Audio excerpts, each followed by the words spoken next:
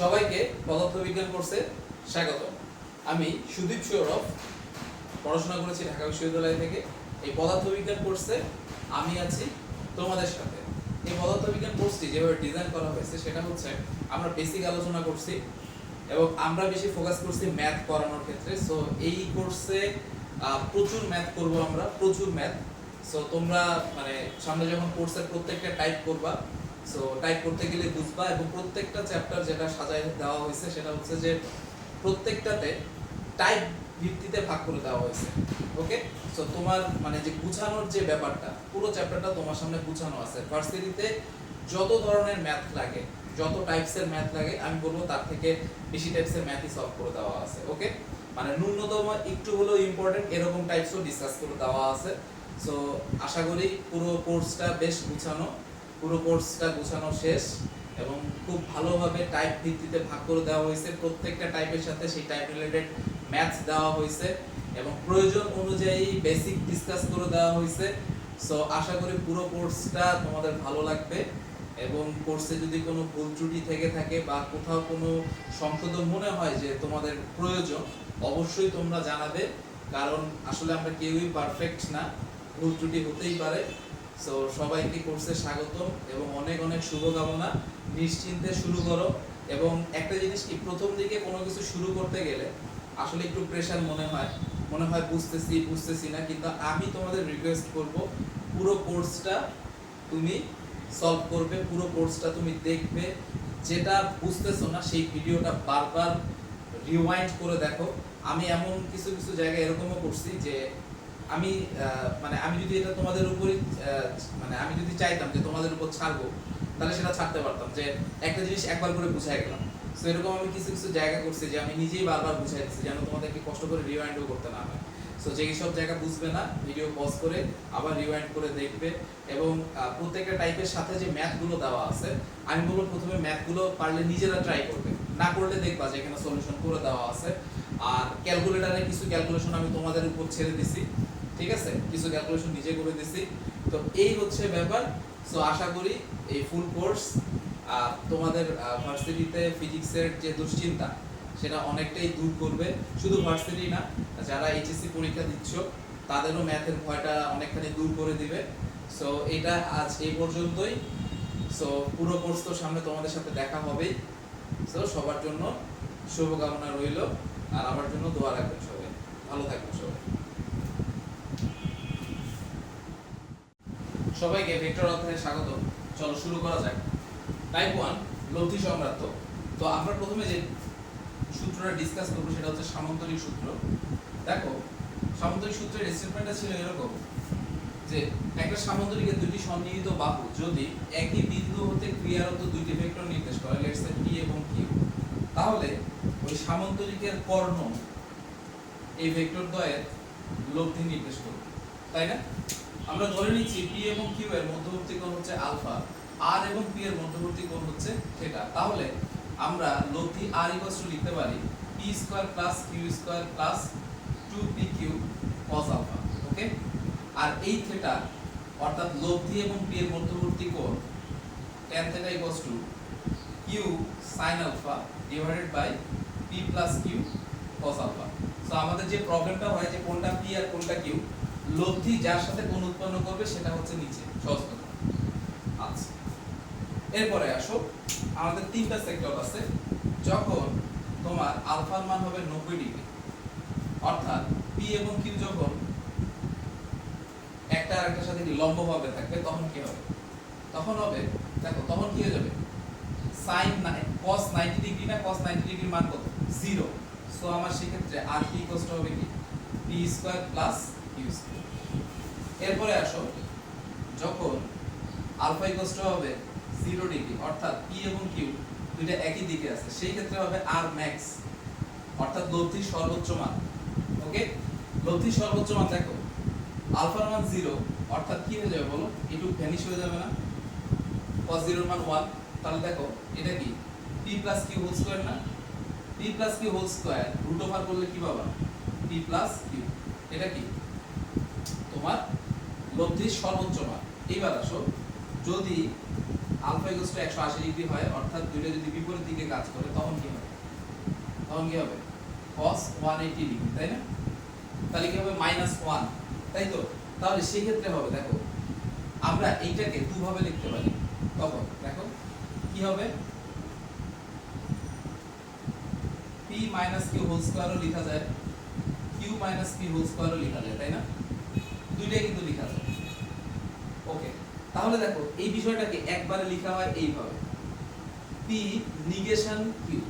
p negation q এর অর্থ হচ্ছে p q যখন p গ্রেটার দেন q, আর এটা হচ্ছে q p যখন q গ্রেটার দেন। ওকে, সো এই হচ্ছে আমার লব্ধির, মানে দুইটা ভেক্টর যখন লম্বভাবে থাকে তখন লব্ধির মান, লব্ধির সর্বোচ্চ মান সর্বনিম্ন মান। এইবার আসো একটা সম্পর্ক, এই তিনজনের মধ্যে সম্পর্ক, r max square plus r min square equals two হচ্ছে 2rp স্কয়ার। এটা হচ্ছে এই তিনটার মধ্যে রিলেশন। ওকে, সো আসো আমরা আমাদের ফার্স্ট ম্যাথটা সলভ করি। প্রথম ম্যাথটা বলা হয়েছে, দেখো খুবই ইজি ম্যাথ আসে, যে দুইটা ভেক্টর তারা হচ্ছে তাদের মান কত? 5 5, দুইটার ভ্যালু 5 5 এবং তারা 120 ডিগ্রি কোণে ক্রিয়া করতেছে। তাহলে দুইটা জিনিস বের করতে বলছে, যে এই ভেক্টরের লব্ধির মান এবং দিক কত। ঠিক আছে, দেখো এইখানে মধ্যবর্তী কোণ বলে দিছে থিটা। ওকে, আর আমাকে বের করতে হবে আলফা। অর্থাৎ দেখো এইখানে যদি তুমি জাস্ট সাইন উল্টা পাল্টা করো, দ্যাট ডাজন্ট ম্যাটার। বিষয়টা হচ্ছে তুমি ফর্মুলা ঠিক লিখতেছো কিনা, এটা হচ্ছে ম্যাটার। সো দেখো আমার এখানে আর কত হবে? Root over p square plus q square plus 2pq cos alpha, তাই না? মধ্যবর্তী কোণ বলে দিছে আলফা। ঠিক আছে, তাহলে cos 120 ডিগ্রির মান কত? Minus half. ওকে, তাহলে কত পাচ্ছি আমরা? r equals to 25 5 square plus 5 square minus half, তাই না? তাহলে মাইনাস 5 স্কয়ার, তাই তো? p5 q5 আর মাইনাস হাফ হাফ হাফ 2 কাটা। আচ্ছা, তাহলে কত হচ্ছে? 5 স্কয়ার মানে কত পাচ্ছ? 5। তাহলে লব্ধির মান হচ্ছে 5। আচ্ছা, এবার আসো মধ্যবর্তী কোণ বলে দিছিল আলফা। তাহলে tan আলফা ইকুয়ালস টু কি লিখবো? Just interchange q sin theta divide by কি p plus q cos theta, তাই না? জাস্ট ইন্টারচেঞ্জ করা, কিচ্ছু না। তুমি তোমার মতো মার্কিং করবা, কোনো প্রবলেম নাই। তুমি যেটা দিয়ে যেটা প্রকাশ করতেছো, কি প্রকাশ করতেছো সেটা হচ্ছে মেইন কথা।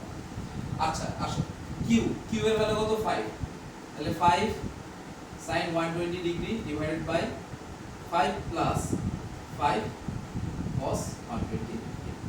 ওকে, সো এর পরের লাইনে তুমি জাস্ট tan ইনভার্স যে ভ্যালুটা পাচ্ছ সেটা বসাই দিলেই খেলা শেষ। সো আশা করি তোমরা বুঝতে পারছো, এখান থেকে খুব ইজি ম্যাথ আসে। পরের ম্যাথটা দেখো, বলা হয়েছে লব্ধির সর্বোচ্চ মান 20 এবং তারা যখন লম্বভাবে ক্রিয়া করে ভেক্টরদ্বয়, সেই অবস্থায় লব্ধির মান হচ্ছে কত? 15। লব্ধির সর্বনিম্ন মানটা বের করতে বলছে। সো দেখো আমরা কিন্তু এই জিনিসটা জানি, তাই না? এই জিনিসটা যদি না করতে চাইতা তাহলে কি হতো? r min ইকুয়ালস টু প্রথমে লিখতে হতো p প্লাস q, তাই না? r max equals to r min equals to কি? p মাইনাস q, আবার rp ইকুয়ালস টু কি? Root over p square plus q square. এইখান থেকে তোমাকে কিন্তু বড় করে বের করতে হতো, বাট তুমি যদি শর্টকাট ইউজ করো খুবই সহজ। r max এর ভ্যালু কত? 20 স্কয়ার, এটার ভ্যালু কত? 15 স্কয়ার, তাই না? তাই তো? এখন দেখো তাহলে r min কত হবে? তাহলে r min কত হবে? r min হবে root over 20 square minus 2 into 15 square. Okay, যাও তোমরা একটা কাজ করো, এটা 15 না, এটা 10 করে নাও, তাহলে ভ্যালু মিলবে। ওকে, এটা 10 করে নাও, তাহলে এটা 10 দেওয়া আছে। ওকে, rp এর ভ্যালু 10 দেওয়া আছে, তাহলে r min কত হবে পেয়ে যাবে। ঠিক আছে, 400 মাইনাস 200। ওকে, তাহলে কত পাচ্ছ? Root over. তো এই ছিল মোটামুটি আপনাদের টাইপ 1। আশা করি তোমরা বুঝতে পারছো। টাইপ 1 এর মধ্যে মেজর জায়গা যেটা, সেটা হচ্ছে এই p-টা ধরতে আমাদের সমস্যা হয়। p কোনটা? সেই ভেক্টরটা যে ভেক্টরটা লব্ধির সাথে কোণ উৎপন্ন করতেছে। এটা আমাদের আপেক্ষিক বেগের ম্যাথ আমরা যখন করতে যাব তখন দেখবো অনেক কাজে লাগে। সো এরপরে আসো ত্রিভুজ সূত্র। ত্রিভুজ সূত্র হচ্ছে দুইটা ভেক্টর যদি একই ক্রমে দুইটি ভেক্টর নির্দেশ করে, মানে ত্রিভুজের দুইটা বাহু যদি একই ক্রমে দুইটি ভেক্টর নির্দেশ করে, তাহলে তৃতীয় বাহুটা বিপরীত ক্রমে তাদের লব্ধি নির্দেশ করবে। ওকে, তাহলে দেখো ধরো দুইটা ভেক্টর আছে p আর এটা হচ্ছে q, তাহলে এই বাহুটা ধরো r, তাহলে কি হবে p plus q equals to r। ওকে, আবার আমরা কি লিখতে পারতাম, একদিকে করে লিখলে p plus q minus r equal to 0। ওকে, এখন ধরো এটা দেওয়া আছে, এটা r, এটা p, এটা হচ্ছে q। সো এইখান থেকে আমরা কিভাবে লিখতে পারতাম, একই ক্রমে কারা কারা আছে, r এবং p একই ক্রমে আছে, তাই না? তাহলে আমি লিখতে পারতাম r equals to কি p plus r plus p, r এবং p একই ক্রমে আছে, ইকুয়াল টু কি q। বোঝা গেছে? এই হচ্ছে আমাদের ত্রিভুজ সূত্র। তো ত্রিভুজ সূত্র থেকে দেখো এরকম ম্যাথ ভর্তি পরীক্ষায় প্রচুর আসে, বলছিল যে নিচের কোণটা r equals to p minus q represent করে। তাহলে দেখো তুমি ইজিলি এখান থেকে কি লিখতে পারতেছো, r plus q equals to কি p, অর্থাৎ যেই ছবির মধ্যে r এবং q কি একই ডিরেকশনে আছে এবং p টা বিপরীত ডিরেকশনে আছে, সেটাই কি হবে তোমার অ্যানসার। এখন দেখো সবগুলো যদি একই ক্রমে থাকে তাহলে কি হবে, এটা ধরো p, এটা q, এটা r, তাহলে কি হবে p plus q equals to কি p plus q plus r equals to 0। তিনটা যেমন কি একই ক্রমে থাকবে, তাই না? সো এই ছিল আমাদের টাইপ 1 এবং টাইপ 2। টাইপ 1 এ আমরা সামান্তরিক সূত্রটা ডিসকাস করছি, ঠিক আছে? যে আমার সামান্তরিকের দুইটা বাহু যদি দুইটা ভেক্টর নির্দেশ করে p এবং q, তাহলে সামান্তরিকের কর্ণ তাদের লব্ধি নির্দেশ করবে এবং এই লব্ধির মান কত হবে, p square plus q square plus 2pq cos alpha. আচ্ছা, p এবং লব্ধি r এর মধ্যবর্তী কোণ যদি থিটা হয়, তাহলে tan θ q sin alpha divided by p plus q cos alpha. এরপরে আমরা ডিসকাস করছি তিনটা কন্ডিশন, যখন তারা হচ্ছে কি লম্বভাবে থাকবে, যখন একই ডিরেকশনে থাকবে, আর যখন কি তারা বিপরীত ডিরেকশনে থাকবে। আর এই সংক্রান্ত আমরা দুইটা ম্যাথ সলভ করছি, খুবই সহজ সহজ দুইটা ম্যাথ। আর এরপরে আমরা ত্রিভুজ সূত্রটা কি, যে দুইটা ত্রিভুজের দুইটা বাহু যদি একই ক্রমে দুইটা ভেক্টর নির্দেশ করে, তাহলে তৃতীয় ভেক্টরটা কি মানে এবং দিকে তাদের লব্ধি নির্দেশ করবে, তাই না? সো আমরা এখান থেকে লিখতে পারি p আর q একই ক্রমে আছে, so p plus q equals to r। এখানে দেখো r এবং p একই ক্রমে আছে, q বিপরীত ক্রমে আছে, so r plus p equals to q। তো আমরা একটা কোশ্চেন সলভ করছি প্রিভিয়াস ইয়ারের, যে r equals to p minus q কোনটা রিপ্রেজেন্ট করে। সো আমরা পরের লাইনে লিখে নিছি r plus q equals to কি p, অর্থাৎ r এবং q কি, অর্থাৎ কই ছবিটা কই গেল, হ্যাঁ r এবং q একই ক্রমে থাকবে এবং p টা কি বিপরীত ক্রমে থাকবে।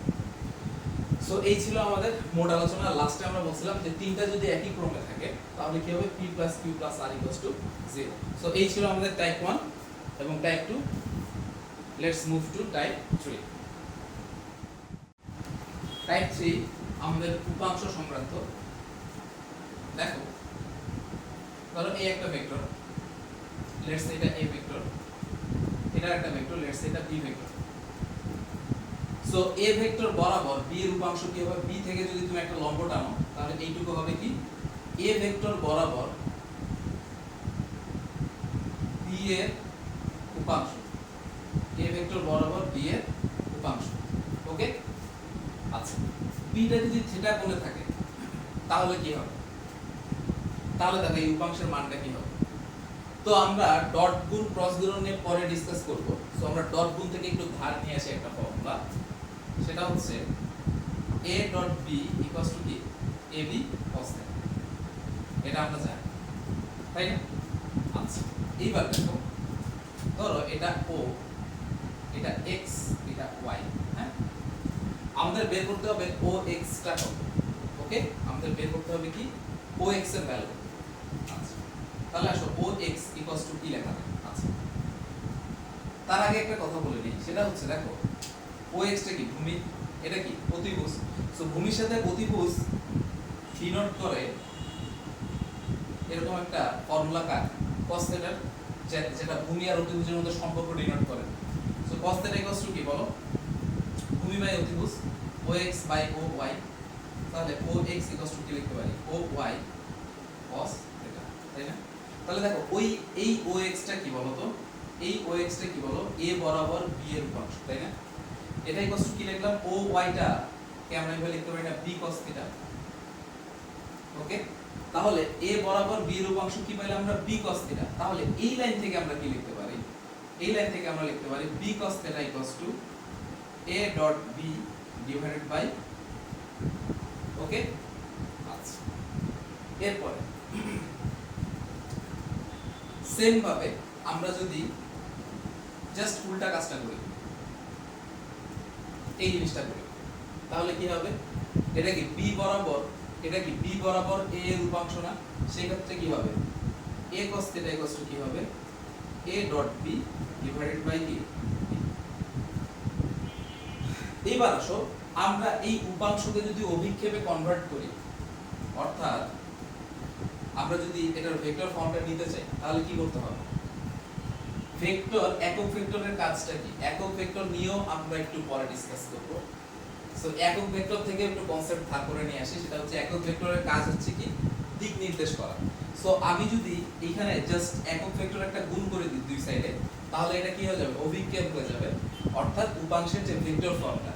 ওকে, তো এটার ভেক্টর ফর্মটা নিতে গেলে কি করতে হবে, দেখো b cos θ ডিরেকশন কার দিকে, a এর দিকে।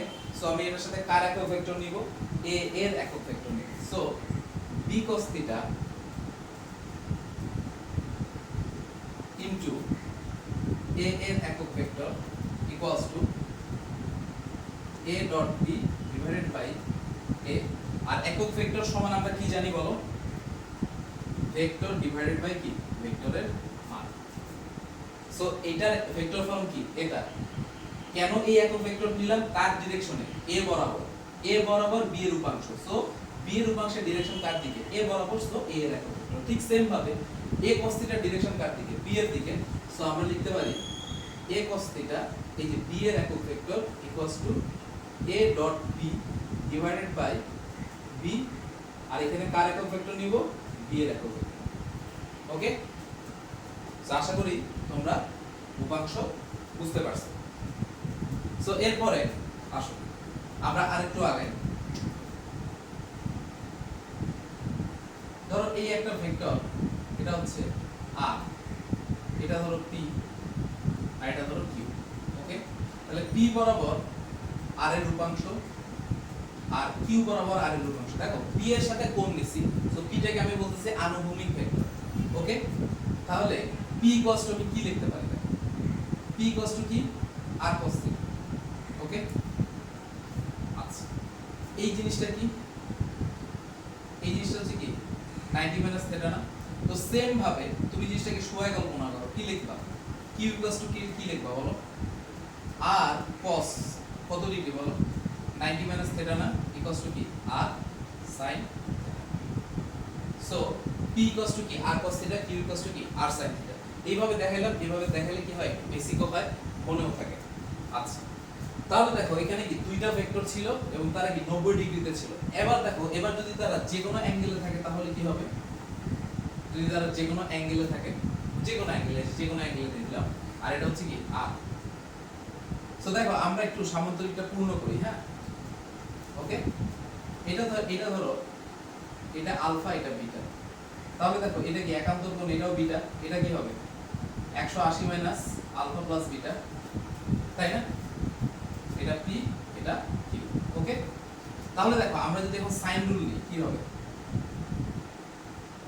Sign rule. দেখো সাইন রুলের বক্তব্যটা হচ্ছে একটা ত্রিভুজের এই বাহু এবং তার বিপরীত কোণের যে সাইনের অনুপাত সেটা সমান হয়, অর্থাৎ p এর বিপরীত কোণকে বিটা, তাহলে p by sin beta equals to, sin beta equals to, এটা কি ছিল, এটা q মানে কি, এটাও q, q এর বিপরীত কোণ কি, alpha. So q by sin alpha equals to, এটা কি r, r এর বিপরীত কোণ কে, r by sin 180 minus alpha plus beta. আমরা জানি 180 মাইনাস আলফা, 180 মাইনাস থিটা কার কোণ, সাইনের কোণ। আবার কি তোমার 90 ডিগ্রি কি জোড় গুণিতক না। সো আমরা এটাকে কি লিখতে পারি বলো, sin 180 plus alpha, 180 minus alpha plus beta না লিখে sin আলফা প্লাস বিটা লিখতে পারি। ওকে, সো এখান থেকে আমরা লিখতে পারি p ইকুয়ালস টু কি sin বিটা ডিভাইডেড বাই কি আর তো কোন অবস্থায় আছে sin আলফা প্লাস বিটা, আবার q ইকুয়ালস টু কি লিখতে পারি sin alpha divided by sin alpha plus beta into r। দেখো এটা কি যে কোনো কোণের জন্য, আর এটা কি 90 ডিগ্রির জন্য, অর্থাৎ যে কোনো কোণ থেকে তো অবশ্যই 90 ডিগ্রিতে ফেরত আসা পসিবল। দেখো কিভাবে পসিবল, sin আলফা প্লাস বিটার মান যদি 90 ডিগ্রি হইতো এটার মতো, তাহলে দেখো নিচে একটু ভ্যানিশ হয়ে যায়, আবার দেখো এটাও কি নিচে একটু ভ্যানিশ হয়ে যায়, সো তখন হয়ে যেত কি r sin আলফা, আর বিটা ইকুয়ালস টু আমরা কি লিখতে পারতাম 90 মাইনাস আলফা, সো তখন আমরা লিখতাম এইভাবে, দেখো p r sin 90 minus alpha, beta equals to লিখতে পারতাম, সো তখন কি হতো r sin r cos। So তুমি চাইলে এইখান থেকে এখানেও ফেরত আসতে পারবা, যদি এদের মধ্যবর্তী কোণ 90 ডিগ্রি হইতো, অর্থাৎ আলফা প্লাস বিটা যদি 90 ডিগ্রি হইতো, তাহলে কি এটা থেকে কি আমরা এই ফর্মুলায় আসতে পারতাম না, এই ফর্মুলা থেকে এই ফর্মুলায় আসতে পারতাম। তোমাদের বোঝার জন্য আর একটু ক্লিয়ার করে দিই, ধরো এখানে আলফা প্লাস বিটা যদি 90 ডিগ্রি হতো, তাই না, তাহলে sin আলফা প্লাস বিটা কত 90 ডিগ্রি হতো, সেক্ষেত্রে পাইতা কি r sin বিটা, তাই না, r sin বিটা কে কি লেখা যায় 90 মাইনাস আলফা লিখতে পারতাম, সো সেখান থেকে আমরা লিখতে পারতাম কি r cos আলফা, এটাতে তো ডাইরেক্ট চলে আসে, দেখো r sin আলফা। সো আশা করি তোমরা বুঝতে পারছো যে এটা 90 ডিগ্রির জন্য, আর এটা কি যে কোনো কোণের জন্য। ওকে, তো এরপরে আমরা যেটা যাব সেটা হচ্ছে, সেটাকে বলা হচ্ছে উপাংশ উপপাদ্য। সো আমরা আমাদের ফর্মুলাগুলোকে ব্লক করে দিলাম, এই যে এগুলো হচ্ছে আমাদের ফর্মুলা। ওকে, আণবিক উপাংশ, উলম্ব উপাংশ, সাইন রুল, পি এর মান, কিউ এর মান, এটা 90 ডিগ্রির জন্য, এটা যে কোনো কোণের জন্য। ওকে, আর এটা উপাংশের মান, এটা কি অভিক্ষেপের মান, উপাংশের ভেক্টর ফর্ম। ওকে, ক্লিয়ার এই পর্যন্ত? কারণ আমরা এগুলো একটু ডিসকাস করে কেন শিখতেছি, কারণ এগুলোর উপরে আসলে আমাদের নেক্সট অধ্যায়গুলো ডিপেন্ড করতেছে। ঠিক আছে, যে ভেক্টরের কনসেপ্ট যত ভালো থাকবে, আমার গোটা ফিজিক্সের কনসেপ্ট তত ভালো হবে। তো এরপরে চলো আমরা চলে যাচ্ছি উপাংশ উপপাদ্য। আচ্ছা,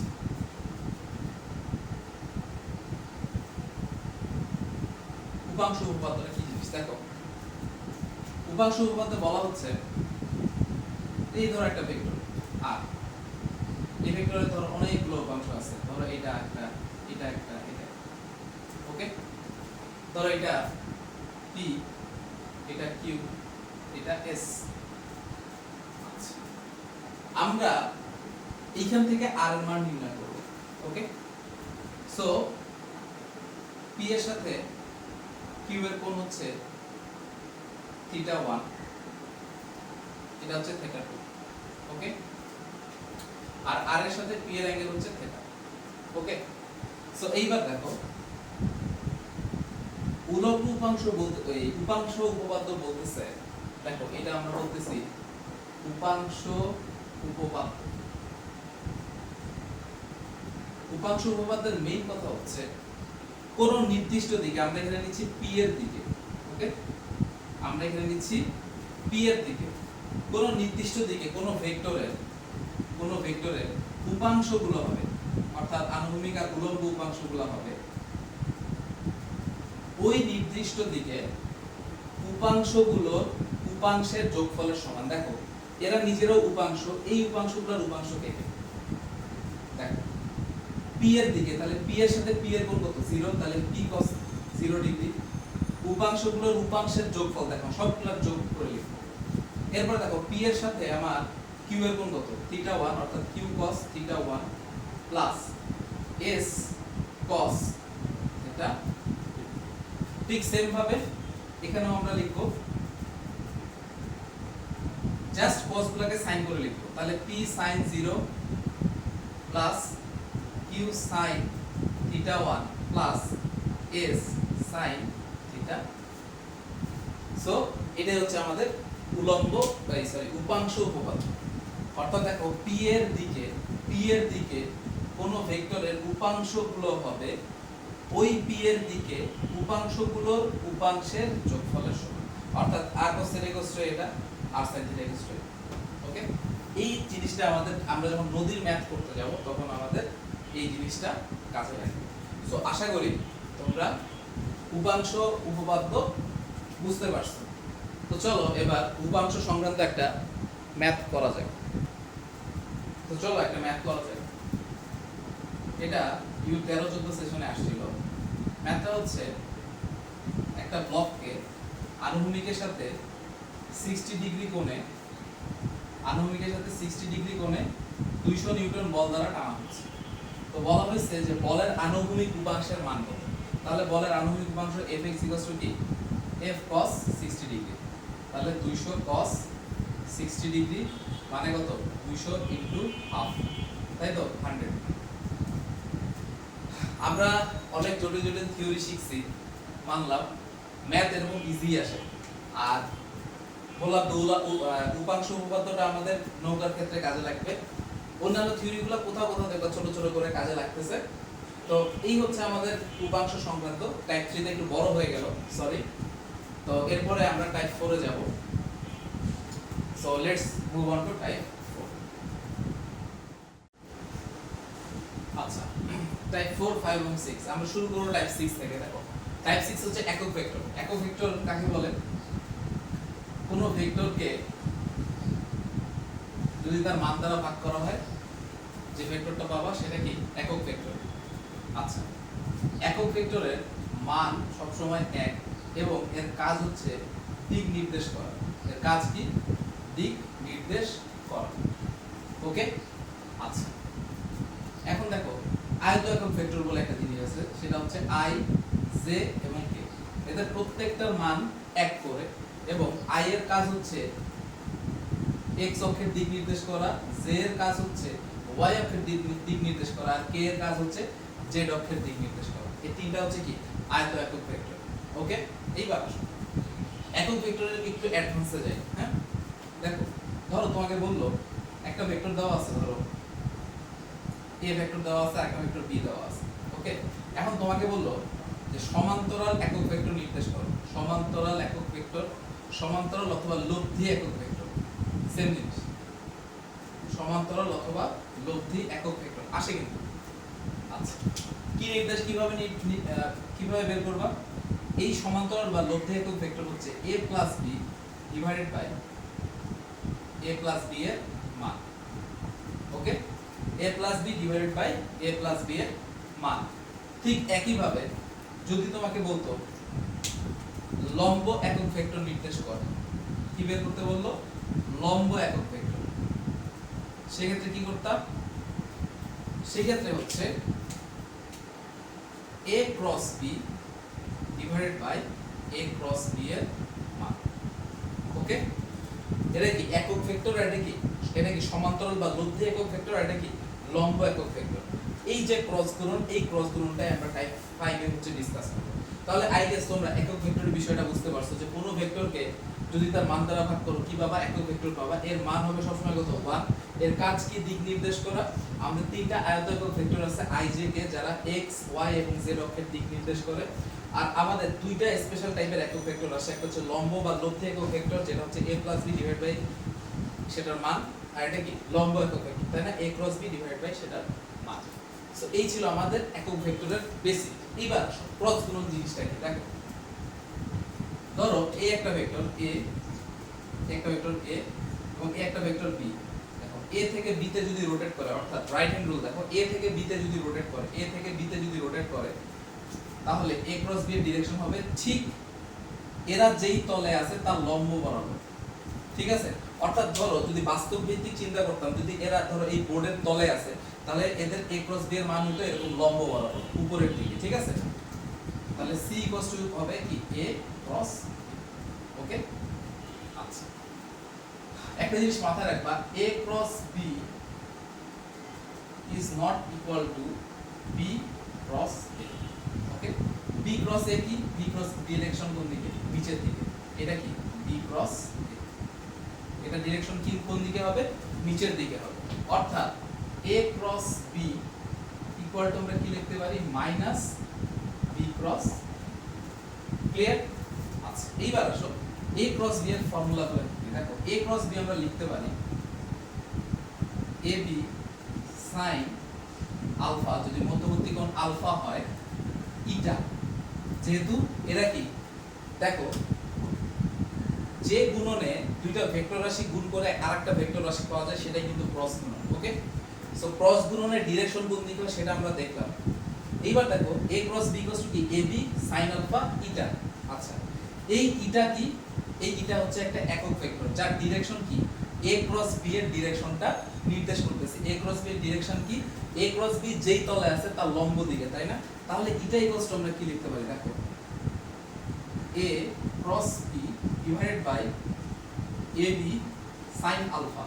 আবার আমরা একটা জিনিস জানি, এই যে a ক্রস b আছে না, এই a ক্রস b এর মান হচ্ছে ab sin আলফা। তাহলে দেখো এই ab sin আলফা কি a ক্রস b এর মান না?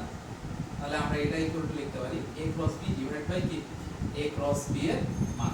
অর্থাৎ দেখো এই লাইন থেকেও আমরা কিন্তু বুঝতে পারতেছি কি এটা কি একটা একক ভেক্টর। দেখো a ক্রস b এর নিচে কি a ক্রস b এর মান, অর্থাৎ এটা কি দেখো একটা একক ভেক্টর। যে একক ভেক্টরের ডিরেকশন কার দিকে বলো, a ক্রস b এর ডিরেকশনটা নির্দেশ করতেছে। a ক্রস b এর ডিরেকশন কি, a ক্রস b যেই তলে আছে তার লম্ব দিকে।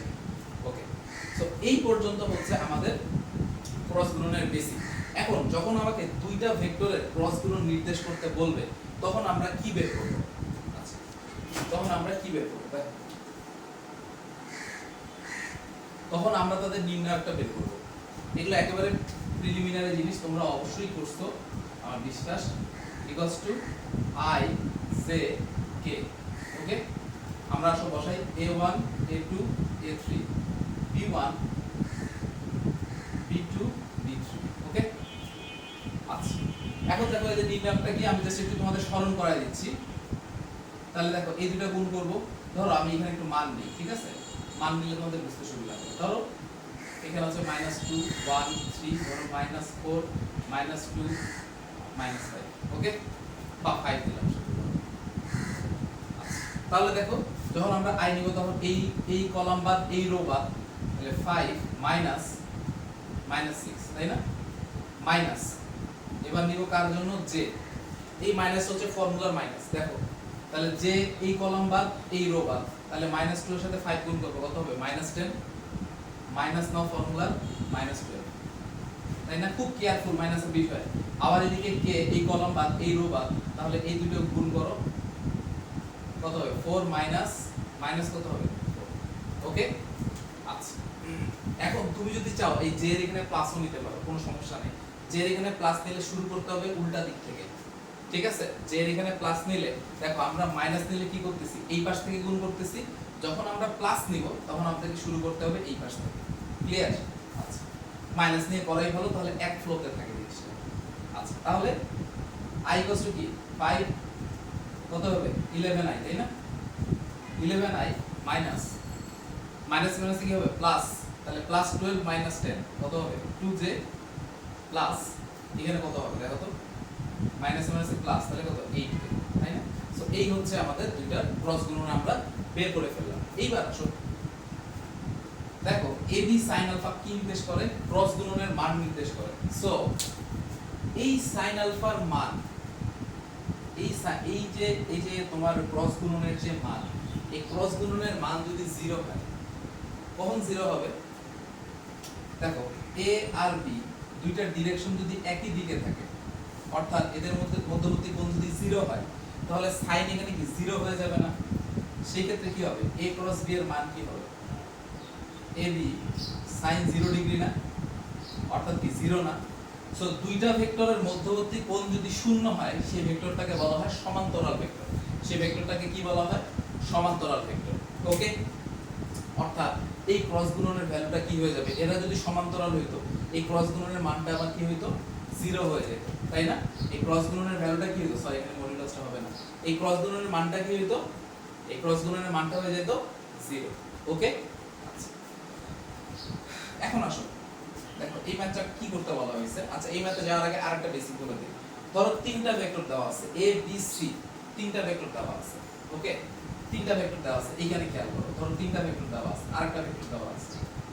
এই তিনটা ভেক্টর বলা হলো এরা সমতলে অবস্থিত কিনা, অর্থাৎ এরা কোপ্ল্যানার কিনা, এরা কোপ্ল্যানার কিনা। সেক্ষেত্রে তুমি যেটা করবা, প্রত্যেকটা সহগগুলো এইভাবে লিখবা। ধরো উপরটাতে আছে 4 5 6, ওকে। সো ধরো এরকম তিনটা ভেক্টর আছে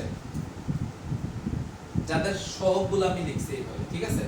ধরো এরকম ছিল, ধরো 4i plus 5j plus 6k, তারপরে ধরো ছিল minus 2i plus j plus ধরো 3k, ঠিক আছে। তারপর minus 4i minus 2j plus ধরো 5k।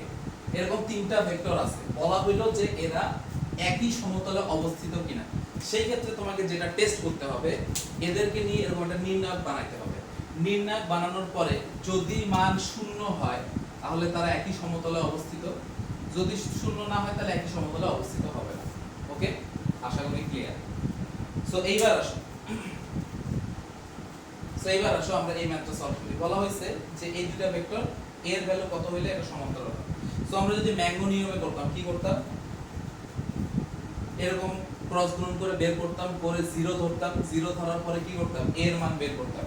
কিন্তু খুবই ইজি একটা প্রসেস আছে। প্রসেসটা কি, দুইটা ভেক্টর যদি সমান্তরাল হয় তাহলে তাদের সহগগুলোর অনুপাত কি হবে, সমান হবে। অর্থাৎ আমি লিখতে পারি 5/15 equal to 2/a equal to -3/-9। তুমি দেখো 5/50 মানে কত, 1/3 না। আবার দেখো এখানে কি -3/9 মানে কি 1/3 না। তুমি যে কোনো একটা নিতে পারো, তাহলে এর ভ্যালু কত হবে, 6। অর্থাৎ এর ভ্যালু যদি 6 হয় তাহলে তারা কি হবে, সমান্তরাল। এখন তুমি এদের ক্রস গুণন করে দেখো, নির্ণয় করে দেখো, 0 আসবে। ওকে, সো এই হচ্ছে আমাদের বেসিকটা। সো আশা করি তোমরা সমান্তরাল কিনা এটা বহুবার ভর্তি পরীক্ষায় আসছে, আশা করি তোমরা সলভ করতে পারবে। টেকনিক হচ্ছে সহগগুলোর রেশিও কি হবে, সমান হবে। এবার আসো ডট গুণন, সবথেকে সহজ। দুইটা ভেক্টরের মধ্যবর্তী কোণ যদি থিটা হয়, a এবং b তাদের মধ্যবর্তী কোণ যদি থিটা হয়, তাহলে a dot b equals to কি হবে, ab cos থিটা। মনে রাখবা ডট গুণন মানে হচ্ছে দুইটা ভেক্টরের গুণ করলে কি পাবো, আমরা একটা স্কেলার রাশি পাবো। আচ্ছা, এবার দেখো কি বলা হয়েছে যে a এর মান কত হলে তারা লম্ব হবে। দেখো a আর b যদি লম্ব হয়, মধ্যবর্তী কোণ কত হবে, 90 ডিগ্রি হবে না। sin cos 90 এর মান কত, 0 না। অর্থাৎ ডট গুণন 0 হলে তারা লম্ব, ক্রস গুণন 0 হলে তারা সমান্তরাল। আচ্ছা, তাহলে দেখো ডট গুণ করা খুবই সহজ। a dot b equals to কি হবে বলো, 3 4 12 মাইনাস a আর এটা কি মাইনাস a স্কয়ার। যেহেতু তারা কি লম্ব, তাহলে কি এটা 0। সো এখান থেকে তুমি হচ্ছে মিডল ফ্যাক্টর করো, a square plus a minus 12, তাই না। তাহলে আমরা যদি মিডল ফ্যাক্টর করি তাহলে a square minus 4a plus 3a minus 12 equals to 0। So তুমি কত পাবা, a মাইনাস 4 পাবা, আর এটা কি a প্লাস 3 পাবা, তাই না। তাহলে এর ভ্যালু কত কত আসবে, 4 আর -3। অর্থাৎ এর ভ্যালু 4 অথবা -3 হলেই কি হবে বলো, এই দুটো কি হবে, লম্ব হবে। আচ্ছা, এবার আসো আমরা আয়তাকার ভেক্টরের একটা বেসিক দিয়ে আমরা এই টাইপসটা শেষ করব। আয়তাকার ভেক্টরের একটা বেসিক দিয়ে দেখো, i ডট i কত, দেখো যদি i ডট i মানে কি, এদের মধ্যবর্তী কোণ কত, 0 ডিগ্রি না। তাহলে cos 0 এর মান কত, 1। So i dot i j dot j equals to k dot k, এই সবগুলা কি হবে, 1। আচ্ছা, ঠিক সেম ভাবে i ডট j যা, j ডট i ও কিন্তু সেম জিনিস, ক্রস গুণনের মতো না কিন্তু। আচ্ছা, অর্থাৎ a dot b equals to কি হবে, b ডট a, তাই না, ইকুয়ালস টু কি j dot k equals two i dot k equals two কত হবে, 1। এই এটা কি 1 হবে না, এটা 0 হবে। কারণ কি বলো, sin 90 এর মান কত, 0। i এর সাথে j এর কোণ কত, 90 ডিগ্রি। এই জন্য আমরা যখন এরকম ডট গুণ করতে যাই, আমরা এটাতে কিন্তু এটাকে গুণ করি, এটাকে গুণ করি, এটাকে গুণ করি। সো দেখো i ডট j কিন্তু 0, আমরা লিখি না। i dot k 0, i dot k 0, i dot j 0, i dot i কত, 1। সেই জন্য জাস্ট আমরা লিখি কি 12। ঠিক সেম ভাবে আমরা যখন এটা গুণ করি সবগুলোর সাথে কিন্তু গুণ করি, বাকিগুলো 0 হয়ে যায়, একটা জাস্ট 1 পাই। যদি জাস্ট j থাকে, যদি এখানে j না থাকতো, অর্থাৎ ধরো এরকম একটা গুণ করতেছো, এই দুটো জিনিসের মধ্যে ডট গুণ কত হবে? 0 হবে কিন্তু। কারণ কি দেখো, এখানে i ও নাই, i নাই, সো i এর সাথে কোনো কিছু নাই, মানে 0। এখানে j নাই, আবার এখানে দেখো k দিয়ে তুমি যখন গুণ করতে যাচ্ছ, সো এটা যদি একটা ভেক্টর হইতো, এটা যদি আরেকটা ভেক্টর হইতো, এই দুটো যদি ডট গুণ নিতা কি হইতো? 0 হইতো। আচ্ছা, এবার আসো ক্রস গুণনে। হ্যাঁ, এই ম্যাপিংটা মনে রাখো, তোমাদের সুবিধার জন্য দিলাম। i dot j equals to কি হবে? k ইকুয়ালস টু কি হবে? k। ওকে, অর্থাৎ তুমি যদি i এর সাথে j ক্রস করো, ডিরেকশনটা কার দিকে পাবা? k এর দিকে পাবা। ওকে, ঠিক সেম ভাবে দেখো j cross k equals to কার ডিরেকশনে আসবে? i এর ডিরেকশনে। ঠিক সেম ভাবে যদি তুমি এবার কি করো, k ক্রস i করো, কার ডিরেকশনে আসবে? k ক্রস i করলে j ডিরেকশন। ক্লিয়ার? সো এই হচ্ছে আমাদের ডট গুণ, ক্রস গুণ এবং একক ভেক্টরের বেসিক এবং ম্যাথ। সো আশা করি তোমরা সবাই বুঝছো। এগুলো অ্যাকচুয়ালি ভেক্টর চ্যাপ্টারটা সবার জন্য অনেক ফ্যামিলিয়ার, যেহেতু প্রথম অধ্যায়। সো আশা করি তোমরা বুঝতে পারছো। চলো আমরা নেক্সট টাইপে যাই। টাইপ 7 দিক কোসাইন। ওকে, জিনিসটা কি রকম দেখো, ধরো এই হচ্ছে আমার তিনটা অ্যাক্সিস x y এবং z, আর আমার ভেক্টর a। আমার এই a ভেক্টরটা x অক্ষের সাথে কত কোণ উৎপন্ন করতেছে, এই y অক্ষের সাথে কত কোণ উৎপন্ন করতেছে, বা z অক্ষের সাথে কত কোণ উৎপন্ন করতেছে। ঠিক আছে, এই থিটাগুলোর কসই হচ্ছে কি? দিক কোসাইন। ওকে, সো ধর একটা ভেক্টর দেওয়া আছে এটা, এখন cos θ x, θ x বলতে বোঝাচ্ছি যে আমার এই ভেক্টরটা যে কোনো একটা অক্ষের সাথে কত ডিগ্রি কোণ উৎপন্ন করছে, সেটাই হচ্ছে কি? এই থিটাটা। ওকে, তাহলে দিক কোসাইন cos θ = ওই অক্ষের সাথে ভেক্টরের উপাংশ। লেটস সে তাহলে তুমি x অক্ষ বরাবর বের করবা, তাহলে cos θ x এর কথা এর অর্থ হচ্ছে এই θ x টা কি? এই ভেক্টর a এই থিটার সাথে এই x এর সাথে যে x অক্ষের সাথে যে কোণটা উৎপন্ন করছে সেটাই কি? θ x। So cos θ x ax। এই যে ax হচ্ছে কি? ax টা কি বলো? যে ওই অক্ষ বরাবর, এই যে x অক্ষ বরাবরের উপাংশ কি? ax বাই কি? ভেক্টরের মান। ঠিক তেমনি cos θ y, θ y টা কি? এই যে এটা এই a ভেক্টরটা এই y অক্ষের সাথে কত ডিগ্রি কোণ উৎপন্ন করছে, সেটাই কি? আমার θ y। ওকে, আর θ z টা কি? θ z কি? এই যে আমার ভেক্টর z অক্ষের সাথে কত কোণ উৎপন্ন করছে, সেটাই কি? আমার θ z। তাহলে cos θ z = কি? az, এই যে অক্ষ বরাবর কি? উপাংশের মান ডিভাইডেড বাই কি? ভেক্টরের মান। আশা করি তোমরা বুঝতে পারছো। উপাংশ কথাটা যখন আসবে, দেখো উপাংশের দুইটা প্রয়োগ আমি তোমাদের একটু রিমাইন্ড করে দিই। দেখো একটা প্রয়োগ আসে এরকম, ধরো এই একটা লন রোলার, এখন দেখো এই লন রোলার যে ওয়েট W = m, যেটা কি নিজে দিয়ে কাজ করে। তো আমরা যখন লন রোলারটা ঠেলি, যখন ঠেলা দিই, তখন কি হয়? এই বরাবর f। আচ্ছা, এখন দেখো এই বরাবর কি? f cos θ, এই বরাবর কি?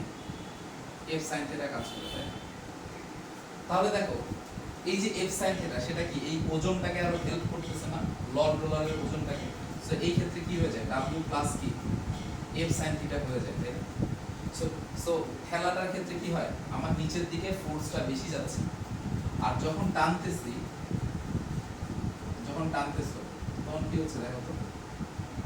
f cos θ, আর কি হচ্ছে দেখো? f sin θ কি উপরের দিকে না, আর W কি নিচের দিকে, তাই না? তাহলে এই ক্ষেত্রে কি হচ্ছে? W মাইনাস f sin θ না? তার মানে কি খেলা থেকে কি বেশি সুবিধাজনক? টানা বেশি সুবিধাজনক। জাস্ট উপাংশ ওয়ার্ডটা আসলে উপাংশে একটা প্রয়োগ দেখাইলাম।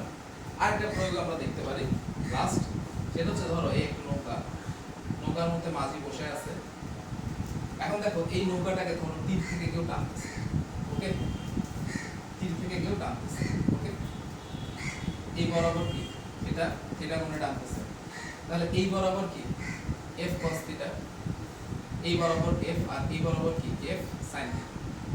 এখন এই f sin থিটা কি করবে, নৌকাটাকে তীরের দিকে নিয়ে যেতে যাবে, কিন্তু কি করা হয় জানো, তার টেনে এই f sin থিটাটাকে কি করা হয়, প্রতিরোধ করা হয়। সো f cos থিটার কারণে কি এটা সামনে চলে যায়। এখন একটা জিনিস তোমাদের কাছে প্রশ্ন, থিটার মান বড় বড় হইলে কি cos থিটার মান বাড়বে, নাকি থিটার মান ছোট হইলে cos থিটার মান বাড়ে? একটু মনে করে দেখো, থিটার মান যত কমে, থিটার মান যত কমে cos থিটার মান কি হয় তত বাড়ে। অর্থাৎ এই কোণটার মান যত কম হবে, অর্থাৎ যত কম ডিগ্রি কোণে এখান থেকে টানা হবে তীর থেকে, আবার নৌকা কি হবে তত বেশি ভালো যাবে। সো এগুলো ছিল উপাংশের প্রয়োগ। তো চলো আমরা আবার এটাতে ফিরে আসি। তাহলে দিক কোসাইন দিয়ে আমরা কি বের করতে পারি, যে একটা ভেক্টর অক্ষগুলোর সাথে কত কোণ উৎপন্ন করতেছে, তাই না, সেটা আমরা বের করতে পারি। তাহলে আসলে দিক কোসাইনগুলো কি হবে, তাহলে cos θ x ইকুয়ালস টু কি হবে 5 বাই এই ভেক্টরের মান আছে, ভেক্টরের মান কি √5 স্কয়ার প্লাস 6 স্কয়ার প্লাস কি 7 স্কয়ার, তাই না। 7 স্কয়ার হচ্ছে 49, 6 স্কয়ার হচ্ছে 36, 49 আর 6 55, 85 আর 25, তাই না। তাহলে কত হচ্ছে 85 আর 25 কত হচ্ছে 110, তাই না।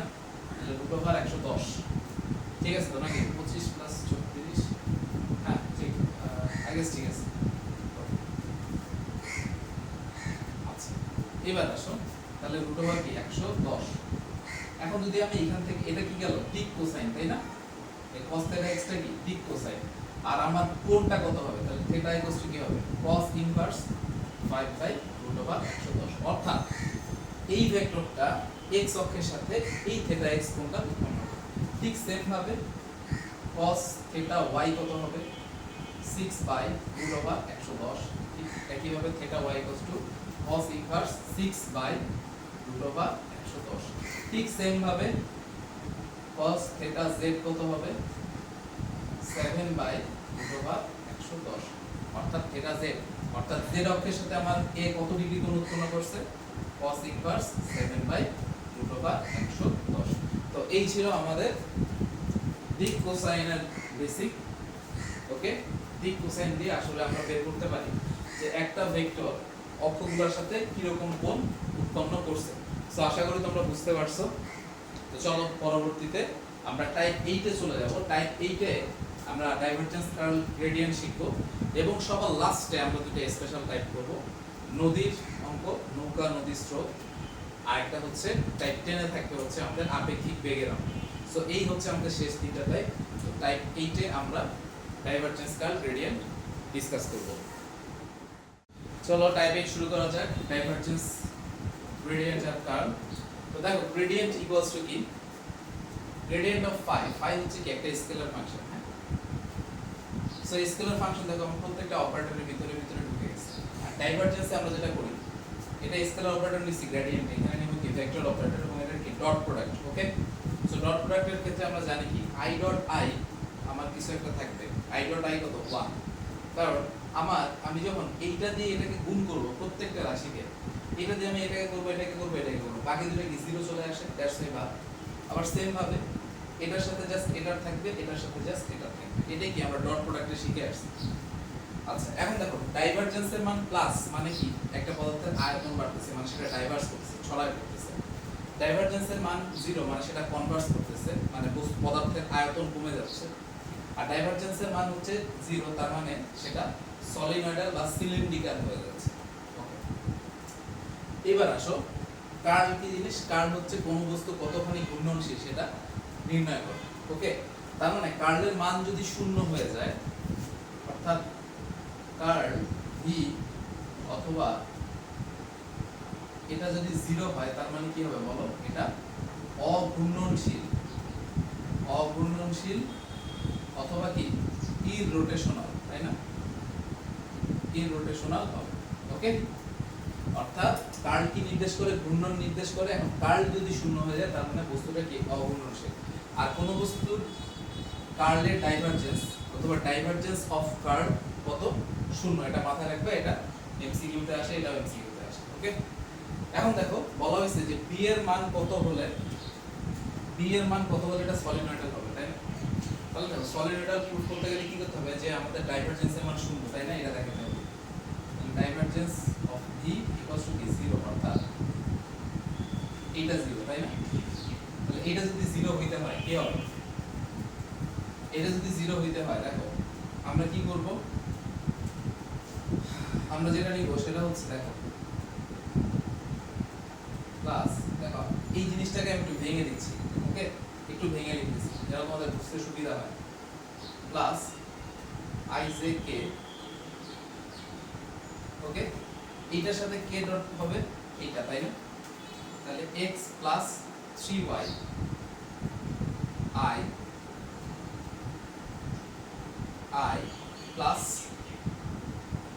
by মাইনাস z প্লাস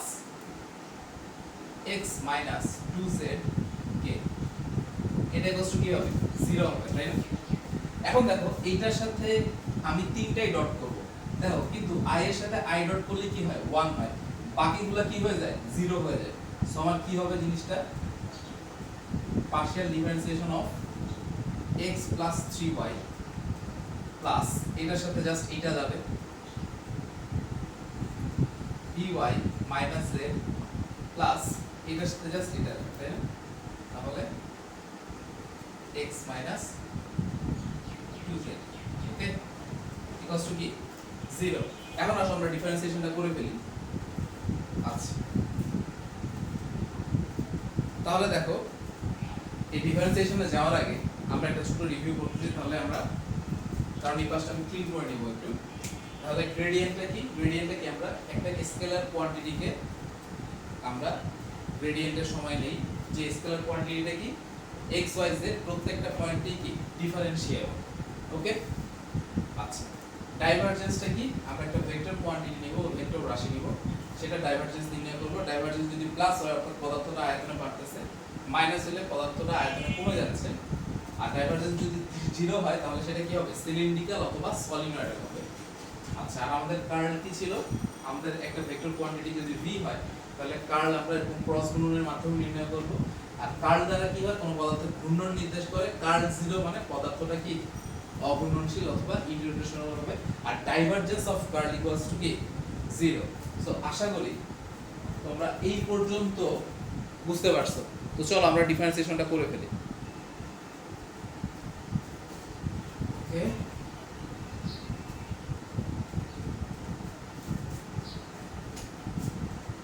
দেখো এখানে আসি, তাহলে এটা দিয়ে যদি আমি এটাকে ডিফারেন্সিয়েট করি কত হবে? 1 প্লাস এটা দিয়ে এটাকে ডিফারেন্সিয়েট করলে কত হবে? b, এটা দিয়ে এটাকে ডিফারেন্সিয়েট করলে কত হবে? -2 ইকুয়ালস টু 0, তাই না? তাহলে b - 1 ইকুয়ালস টু 0, অর্থাৎ b ইকুয়ালস টু কত? 1। অর্থাৎ b এর ভ্যালু যদি 1 হয় তাহলে এই পদার্থটা কি হবে? সলিনয়েডাল হবে। ক্লিয়ার?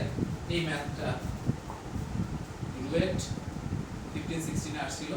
তো আশা করি তোমরা ডাইভারজেন্স কার্ল গ্রেডিয়েন্টের পরীক্ষার জন্য যতটুকু বেসিক দরকার ততটুকু বুঝতে পারছো।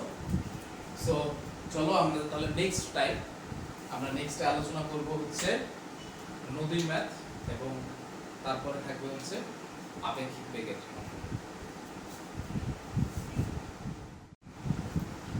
টাইপ 9 হচ্ছে নদী ও নৌকা সংক্রান্ত, ওকে? সো নদী ও নৌকা সংক্রান্ত ম্যাথে নদী, স্রোত বা নৌকা বা সাঁতার দুই টাইপসের হয়। একটা হচ্ছে সর্বনিম্ন দূরত্বে নদী পারাপার, আরেকটা হচ্ছে সর্বনিম্ন সময়, ওকে? সো আমরা প্রথমে দেখব সর্বনিম্ন দূরত্বে, ওকে? সো আমাদের ফার্স্ট টাইম সর্বনিম্ন দূরত্বে, ক্লিয়ার? ওকে, তো আমরা প্রথমে সর্বনিম্ন দূরত্বে করব, তারপর সর্বনিম্ন সময়ে যাব, ওকে? আচ্ছা, সো এই হচ্ছে তোমার নদী, এই হচ্ছে তোমার নদী, হ্যাঁ? সো সো এখন নদীর স্রোত এই দিকে, তো নদীর স্রোত যেহেতু এই দিকে, নদীর স্রোতকে আমি ধরলাম ইউ, ইউ হচ্ছে স্রোত, ওকে, ইউ হচ্ছে নদীর স্রোত, ওকে। আচ্ছা, এখন তোমার যে সাঁতারু বা যে নৌকা নিয়ে তুমি নদী পার হবা, যেহেতু স্রোত এইদিকে যাচ্ছে, তোমাকে কন্ডিশন দেওয়া হয়েছে সর্বনিম্ন দূরত্বে, অথবা প্রশ্নে আসতে পারে নদীর প্রস্থ বরাবর, অথবা আড়াআড়ি ভাবে, যে কোনো একভাবে পরীক্ষায় দিতে পারে, ওকে। অথবা বলবে যে অপর বিন্দুতে, যেখান থেকে রওনা দিবে তার অপর বিন্দুতে, তো এই সবগুলা মিনিং কি? সর্বনিম্ন দূরত্বে নদী পার হবে। তো একটা জিনিস খেয়াল করো, তুমি যদি সোজাসুজি ড্রাইভ দাও তাহলে কি হবে? স্রোত তোমাকে এইদিকে টেনে নিয়ে যাবে। সো তুমি যেই পয়েন্ট থেকে যাত্রা শুরু করবা, ঠিক অপর বিন্দুতে যদি যাইতে চাও, তাহলে তোমাকে কি করতে হবে? যেহেতু স্রোত এই পাশে, তোমাকে একটু উল্টা দিকে ঝাঁপ দিতে হবে, যেন স্রোত তোমাকে ঠেলতে ঠেলতে কি করে? এই পয়েন্টে নিয়ে আসে। এখন তুমি জানো না তোমাকে কত ডিগ্রিতে ঝাঁপ দিতে হবে, সেই আলফাটা তুমি বের করবা। এই ভি হচ্ছে কি? সাঁতারু বা নৌকা, আমি সাঁতারু দিলাম, ওকে। তাহলে সাঁতারুর বেগ কি? ভি। এখন তুমি জানো না তোমাকে কত ডিগ্রি কোণে ঝাঁপ দিতে হবে। সো দেখো, স্রোত এবং সাঁতারুর বেগের কারণে তুমি একটা লব্ধি বেগ পাবা এই লম্ব বরাবর, সেই ডাব্লিউটা তোমাকে বের করতে হবে। আর তোমার মোট কত সময় লাগবে অপর প্রান্তে যেতে। সো এই কয়েকটা কনসার্নের বিষয়। সো আমরা একটা একটা করে সবগুলো বের করব। সো আসো, আমি বলছিলাম যে উপাংশ উপপাদ্যটা আমরা নদী এবং নৌকার ম্যাথে কাজে লাগাবো, ওকে। তো চলো আমরা স্রোতের দিকে নিব। কার দিকে নিব? ইউ এর দিকে, ইউ এর দিকে, ওকে। তাহলে দেখো, ইউ এর দিকে এখন আমার ডাব্লিউর সাথে ইউ এর কোণ কত? 90 ডিগ্রি। ভি এর সাথে ডাব্লিউ কোণ কত? ইউ এর কোণ কত? আলফা। আর ইউ এর সাথে ইউ এর কোণ কত? 0 ডিগ্রি। তাহলে আসো, যেহেতু ডাব্লিউ আমাদের লব্ধি, সেখানে কে লব্ধি ছিল? আর। ওখানে আমরা আর cos থিটা ইকুয়ালস টু লিখছিলাম কি? উপাংশগুলো সব আর cos থিটার যোগফল। তাহলে এখানে আসো, ডাব্লিউ cos 90 ডিগ্রি। কেন 90 ডিগ্রি নিচ্ছি আমরা? কার দিকে নিচ্ছি? ইউ এর দিকে নিচ্ছি। সো দ্যাটস ওয়াই ইউ এর সাথে ডাব্লিউ কত ডিগ্রি কোণ উৎপন্ন করছে, that's the matter of concern, okay. এরপরে আসো, ইউ এর সাথে ইউ এর কোণ কত? সবগুলার অ্যাঙ্গেল কার সাথে নিব? ইউ এর সাথে নিব, প্লাস ভি cos আলফা, ওকে। সো মনে পড়ে উপাংশ বলতে কি বলছিলাম? যে কোনো নির্দিষ্ট দিকে কোনো ভেক্টর ডাব্লিউর উপাংশগুলো হবে ওই নির্দিষ্ট দিকে উপাংশগুলোর উপাংশের যোগফলের সমান, ওকে। তাহলে এখান থেকে আমি কি পাচ্ছি? এখান থেকে আমি পাচ্ছি w cos 90 মানে কি? 0, u cos 0 মানে u plus v cos alpha. এখান থেকে আমি আলফার মান পাবো, কি হবে? cos inverse minus u by v, okay. এটা কি পাইলাম আমি? কত ডিগ্রি কোণে ঝাঁপ দিতে হবে। এবার আসো আমরা আবার উপাংশ উপপাদ্য অ্যাপ্লাই করি। তাহলে w sin 90, okay, equals to কি হবে? u জাস্ট cos গুলোর জায়গায় sin, u cos 0 degree plus v sin alpha. So w cos 90 মানে কত? cos 90 মানে কত? 1। So w equals two u sin 0 মানে 0 প্লাস কি? v sin alpha. সো দেখো, এখান থেকে আমরা w মান পেয়ে গেলাম। w ইকুয়ালস টু কি? v sin alpha. আমরা w এর মান আরেক ভাবেও নির্ণয় করব। কিভাবে? দেখো, এই যে জিনিসটা আছে, এই জিনিসটা দেখতে কি রকম? এরকম। আমি জাস্ট দেখো, এদিকে ইউ, এদিকে ভি, এদিকে ডাব্লিউ, তাই না? সো আমি জাস্ট যদি এরকম করি, ইউটাকে উল্টা এই পাশে নিয়ে আসি, তাহলে ইউটা কি হয়ে যাবে? মাইনাস ইউ, তাই তো? এটা হচ্ছে আমার ভি, এটা হচ্ছে আমার ডাব্লিউ, তাই তো? এখন দেখো, মান কিন্তু চেঞ্জ হবে না। ইউ এর মান আগেও ইউ ছিল, এখানেও কি থাকবে? ইউ ই থাকবে। ভি এর মান আগেও ভি ছিল, এখানেও ভি থাকবে। ডাব্লিউর মান এখানেও ডাব্লিউ ছিল, এখানে ডাব্লিউ থাকবে। তো আমি এই ক্ষেত্রে আমি আমার লব্ধির সূত্র কিভাবে লিখতে পারি? কিভাবে লিখতে পারি? দেখো, এই দুইটা কি লম্বভাবে আছে, আর এটা কি আমার লব্ধি ধরো। তাহলে ভি স্কয়ার ইকুয়ালস টু কি লিখতে পারি? U square plus W square লিখতে পারি না আমরা? So W square equals to কি হবে? V square minus U square. So W equals to কি? V square minus, okay. তাহলে আমরা লব্ধি দুইটা মান পাইছি, একটা কি w কি v sin alpha আর একটা কি √v² - u²। ওকে, সো এই পর্যন্ত আমরা দুইটা জিনিস পাইলাম, একটা হচ্ছে কত ডিগ্রি কোণে আমি ঝাঁপ দিব সেই জিনিসটা পাইছি, আমার w এর ভ্যালু পাইছি, তাই না? এই তো এবার আমার রইল বাকি কি বলো, রইল বাকি হচ্ছে t। দেখো t কি দূরত্ব বাই কি বেগ, তাই না? এখন আমি ধরে নিচ্ছি আমার প্রস্থ হচ্ছে d, প্রস্থ কি d, তাহলে আমার দূরত্ব কত b যাচ্ছি। এবার দেখো বেগ, আচ্ছা বেগটা কি আমার লব্ধি বেগ w, এটা কি লিখতে পারি b বাই, দেখো v w আমরা দুইটা ভ্যালু পাইছি, একটা কি v sin alpha আর একটা কি পাইছি √v² - আমরা দুইটা পাইছি, তাই না? আচ্ছা এইবার এইটা তো গেল আমার সর্বনিম্ন দূরত্বে। তাহলে দেখো সর্বনিম্ন দূরত্বে নদী পার হওয়ার জন্য আমাকে কত ডিগ্রি কোণে চাপ দিতে হবে, সেটা হচ্ছে cos inverse minus u by v, স্রোতের বেগ ডিভাইড বাই কি সাঁতারু বা নৌকার বেগ। যখন আমার লব্ধি বেগ w বের করতে হবে, লব্ধি বেগ w কি দেখো v sin alpha। আচ্ছা এরপর দেখো w এর আমরা আরেকটা ভ্যালু বের করছি, w কি √v² - u²। আরেকটা জিনিস, অবশ্যই সাঁতারু বা নৌকার বেগ অলওয়েজ কি হবে বলো, স্রোতের থেকে বেশি হবে, নাহলে কিন্তু নদী পার হইতে পারবে না। আরেকটা দেখো সময়, সময় কি দূরত্ব বাই বেগ, সো w এর ভ্যালুটা আমি জাস্ট বসাই দিছি।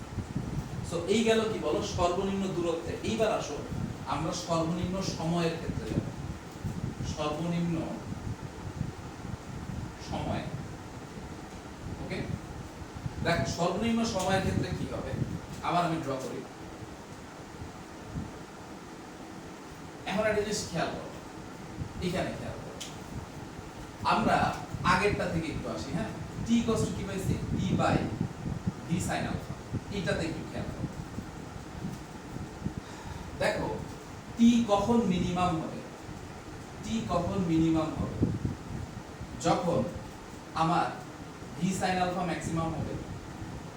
v sin alpha কি হবে ম্যাক্সিমাম হবে। v sin alpha কখন ম্যাক্সিমাম হবে, v sin alpha কখন ম্যাক্সিমাম হবে, যখন যখন আমার কি হয় বলো sin alpha ম্যাক্সিমাম হবে। আর sin alpha কখন ম্যাক্সিমাম হবে, যখন আলফার মান কত হবে বলো 90 ডিগ্রি হবে। অর্থাৎ আলফার মান যদি 90 ডিগ্রি হয় তাহলে sin alpha ম্যাক্সিমাম হবে। sin alpha ম্যাক্সিমাম হলে কে ম্যাক্সিমাম হবে বলো, v sin alpha ম্যাক্সিমাম হবে। আর v sin alpha অর্থাৎ হর যদি ম্যাক্সিমাম হয় তাহলে আমার ভগ্নাংশের ভ্যালু কি হবে, মিনিমাম হবে। তার মানে আমি যদি সর্বনিম্ন সময় নদী পার হইতে চাই, আমাকে ঝাঁপ দিতে হবে কোন বরাবর, আমার ভিটা কোন বরাবর হবে বলো 90 ডিগ্রি বরাবর হবে, স্রোতের সাথে কত বরাবর হবে 90 ডিগ্রি বরাবর হবে। তাহলে আমি আমার লব্ধি বেগ পাবো কি এরকম ডিরেকশন বরাবর পাবো কিনা, তাই না? তাহলে এই ক্ষেত্রে আমি w ডিরেক্ট লিখে দিতে পারি কি বলো, যেহেতু আমার ভেক্টরটা কি লম্ব বরাবর আছে, ডিরেক্ট লিখে দিতে পারবো v² + u²। তার মানে আমার আলফার মান কত হবে, আলফার মান কত হবে 90 ডিগ্রি যে বের করে ফেললাম। তাহলে t এর ভ্যালুটা কত হবে, t মিনিমাম কত হবে d by v sin 90 degree, অর্থাৎ d বাই v হচ্ছে তোমার রিকোয়ার্ড টাইম। সো আসো তাহলে আমরা একটা চার্ট তৈরি করে ফেলি,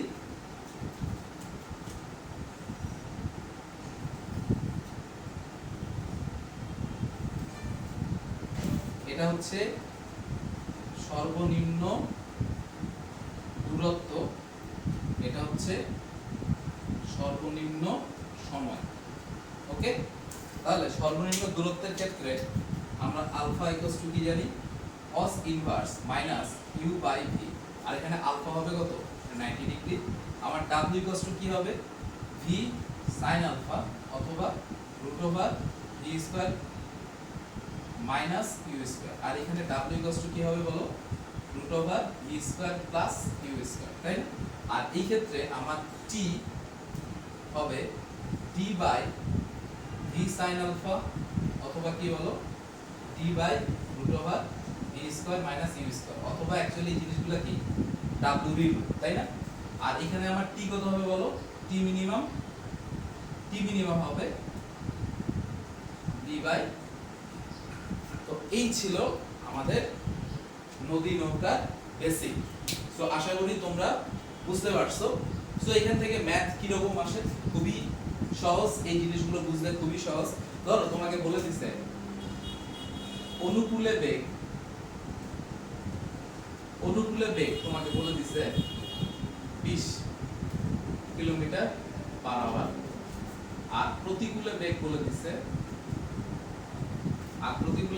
দিছে 10 কিলোমিটার পার আওয়ার, আর তোমার নদীর প্রস্থ বলে দিছে 5 কিলোমিটার।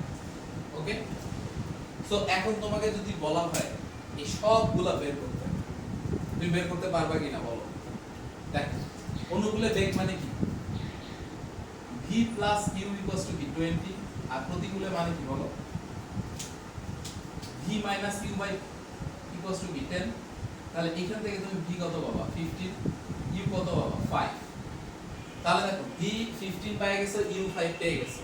তাহলে তোমাকে কত ডিগ্রি কোণে ঝাঁপ দিতে হবে? যদি হচ্ছে সর্বনিম্ন দূরত্বে নদী পার হতে হয়, তোমাকে কত ডিগ্রি কোণে ঝাঁপ দিতে হবে? 5/15 শেষ। এরপরে আসো, তোমাকে যদি বলে লব্ধি বেগ কত হবে, তুমি এটা দিয়ে বের করতে পারবা। আবার আলফার মান অলরেডি জানো, তুমি এটা দিয়েও বের করতে পারবা। তোমাকে যদি বলে কত টাইম লাগবে, তাহলে d জানো, d তো দেওয়াই থাকবে 5, আর কি v sin আলফা দিয়ে কি তুমি হচ্ছে t টা বের করে ফেলতে পারো। আবার দেখো, তোমাকে যদি বলে সর্বনিম্ন সময় নদী পারাপারের ক্ষেত্রে লব্ধি বেগটা কত হবে বের করতে পারবা, ন্যূনতম সময় কত লাগবে সেটাও বের করতে পারবা। সো আই গেস তোমরা সবাই নদী নৌকার ম্যাথ বুঝতে পারছো এবং নিজে নিজে সলভ করতে পারবা। সো এই ছিল আমাদের নদী নৌকার বেসিক, আশা করি তোমরা সবাই বুঝতে পারছো। তো চলো আমাদের তাহলে নেক্সট টাইম, আমাদের যে লাস্ট টাইম, সেটা হচ্ছে আপেক্ষিক বেগে যাওয়া যাক। ওকে, সো এই ছিল আমাদের টাইপ 9। আমাদের ভেক্টর অধ্যায়ের লাস্ট টপিক আপেক্ষিক বেগ। চলো শুরু করা যাক। দেখ, ফার্স্ট ম্যাথ, আমরা ম্যাথ দিয়ে শিখব। ওকে, ফার্স্ট ম্যাথ, একজন লোক সে এইদিকে যাচ্ছিল 4 মিটার পার সেকেন্ড। তো এর কাছে মনে হচ্ছে, কথাটা মাইন্ড করবা, এর পর্যবেক্ষণ হচ্ছে বৃষ্টি পড়তেছে খাড়া লম্ব বরাবর 6 মিটার পার সেকেন্ড। প্রশ্ন হচ্ছে কত কোণে ছাতা ধরবে, তাই না? কত কোণে ছাতা ধরবে, তাই তো? আচ্ছা, এখন একটা জিনিস খেয়াল করো, এর যে অবজারভেশন, এই যে এইভাবে যে 4 মিটার পার সেকেন্ড বেগে সে যাচ্ছে, সে চলন্ত অবস্থায় সে আরেকজনেরটা অবজার্ভ করতেছে। সে যখনই চলন্ত অবস্থায় আরেকজনেরটা অবজার্ভ করবে, সো সেই অবজারভেশনটা রিয়েল অবজারভেশন হবে না, সেটা কি হবে, একটা সাপেক্ষে অবজারভেশন হবে, এই লোকের সাপেক্ষে এর অবজারভেশন। সো এই জিনিসটাই হচ্ছে আপেক্ষিক বেগ। যখন আমরা একজনের সাপেক্ষে আরেকটা কিছু মেজার করতে যাচ্ছি, তখন সেটা কি বলতেছি আমরা, আপেক্ষিক বেগ। ওকে, আচ্ছা, তাহলে দেখো এর মেজারমেন্ট হচ্ছে এটা, এর মেজারমেন্ট হচ্ছে যে বৃষ্টি লম্ব বরাবর 6 মিটার পার সেকেন্ড বেগে পড়তেছে। তাহলে একটা জিনিস খেয়াল করো, আসলে কি বৃষ্টি 6 মিটার পার সেকেন্ড বেগে পড়তেছে? বৃষ্টি আসলে 6 মিটার পার সেকেন্ড বেগে বা লম্বভাবে কিন্তু সেটা পড়তেছে না, সেটা কি একটু তেসরা ভাবে পড়তেছে, একটা অ্যাঙ্গেলে পড়তেছে, কিন্তু এর ভেলোসিটির কারণে কি মনে হচ্ছে যে সেটা লম্বভাবে পড়তেছে। একটা জিনিস মনে করো, যখন তুমি ট্রেনে বসে আছো, ট্রেন ধরো যেদিকে যায়, আশপাশের গাছপালা মনে হয় না পিছন দিকে দৌড় দিচ্ছে। সো ব্যাপারটা এরকম, সে যেহেতু এই দিকে যাচ্ছে, সো বৃষ্টিটা কি মনে হচ্ছে তার পিছন দিকে চলে যাচ্ছে। সো অ্যাকচুয়ালি বৃষ্টিটা পড়তেছে কি বলো, অ্যাকচুয়ালি বৃষ্টিটা কি এই বরাবর পড়তেছে না, তাই কি না? আচ্ছা, এইবার বলছিলাম যে আপেক্ষিক বেগের ম্যাথের ক্ষেত্রে এই যে থিটার ব্যাপারটা কাজে লাগবে, তাই না? তাহলে দেখো আমাদের এই অ্যাঙ্গেলটা বের করতে হবে। ওকে, এই অ্যাঙ্গেলটা কি, অভিলম্বের সাথে আসলে কত ডিগ্রি কোণে বৃষ্টিটা পড়তেছে। ওকে, যদি বের করতে বলতো চালকের সাথে কত ডিগ্রি কোণে, তাহলে আমরা এই কোণটা বের করতাম, কোনো প্রবলেম ছিল না। এখন দেখো এটা হচ্ছে আমার সেই ডিজায়ার্ড থিটা। দেখো তাহলে tan থিটা ইকুয়ালস টু কি, tan থিটা ইকুয়ালস টু আমরা কি জানি বলো, q sin alpha divided by p plus q cos alpha, তাই না? সো এখন দেখো আমাদের এইখানে কোনটা p ধরবো কোনটা q ধরবো সেটা হচ্ছে আমাদের কনসার্নের বিষয়, বা সেটাতে আমরা কনফিউজড হই। বলছিলাম যে যার সাথে কোণ উৎপন্ন করবে সে হচ্ছে p। এইখানে দেখো কার সাথে কোণ উৎপন্ন করছে বলো? 6 এর সাথে কোণ উৎপন্ন করছে না, সো আমার p কে হবে বলো 6, আমার p কে হবে 6। এই যে ঝামেলা শেষ। তাহলে q কে 4, তাহলে 4 sin, এবার আসো আলফা কত? p আর 6 এর মধ্যে মধ্যবর্তী কোণ কত ভাই? এটা কত? আলফাটা কত? 90 ডিগ্রি না? তো sin 90 divided by 6 plus 4 cos 90। তাহলে দেখো sin 90 এর মান কত? 1, নিচে তো 6 আর cos 90 এর মান কত? 0। আমাদের টেক্সট বুকগুলোতে ডাইরেক্ট 4/6 লেখা থাকে, আমরা বুঝতেই পারি না যে আসলে কেমনে 4/6 হলো। তাহলে থিটার মান কত হবে? tan inverse 2/3। আশা করি তোমরা বুঝতে পারছো। সো এই হচ্ছে কি আমাদের, তাহলে বৃষ্টিটা যেহেতু এই কোণে পড়তেছে, ঠিক আছে, কার সাথে? অবিলম্বের সাথে, এত ডিগ্রিতে পড়তেছে। সো অবিলম্বের সাথে আসলে এই কোণে ছাতা ধরলে তুমি ভিজবা। এটা গেল আমাদের ফার্স্ট কনসেপ্ট। ওকে, আচ্ছা এবার আসো দ্বিতীয় টাইপস। দ্বিতীয় টাইপস দেখো, ধরো এরকম আছে ম্যাথটা, ধরো এটা ইস্ট ওয়েস্ট নর্থ সাউথ।